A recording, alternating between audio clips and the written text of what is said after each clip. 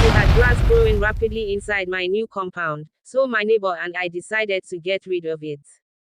I asked around and found someone who could do it. I brought him to the compound and showed him around. He said he would clear it for 3K, but we could also negotiate. I was surprised because the work seemed too much for that amount.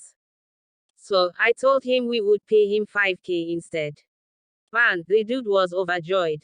He ran off to get his working tools, came back, and was almost starting off. I asked him to wait and confirmed if he had something to eat.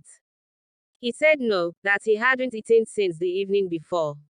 I quickly prepared tea, bread, and fried eggs for him. Tears came to his eyes when I gave him the food. He finished eating, picked up his tools, and walked enthusiastically with all his heart. At intervals, I would stop what I was doing inside to check on him. Sometimes, we would chat and laugh. Dude was a real jolly fellow, lol. He finished for the day and said he'd come back the next day to pack the grass. I gave him the 5K. He was really excited. I told him to take my contact so he could reach me before coming the next day.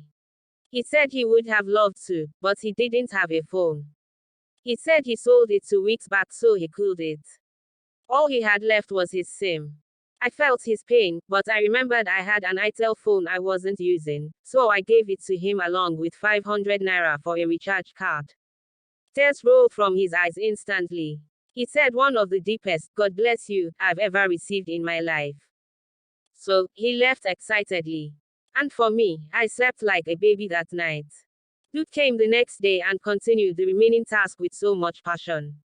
I could literally see it all over him. I shared some rice I had left with him for breakfast, and by 12 noon, he was done with the whole task. He thanked me endlessly and left. All this happened last weekend. Today, very early in the morning, I got a call from him, and he gave me great news.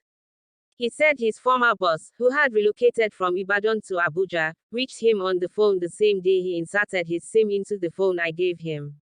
His boss told him he had been trying hard to reach him for weeks to no avail. The boss sent him 100,000 naira this morning and assured him of the possibility of getting him engaged again. Man, I was even happier than he was. He ended the call with these words. Senior man, if I hadn't met you, this opportunity would have passed me by. Tears just dropped from my eyes. Why my long boring story? Always do the little things you can do to change people's lives. It might seem little to you, but it might be the answer to their long-standing heart desires.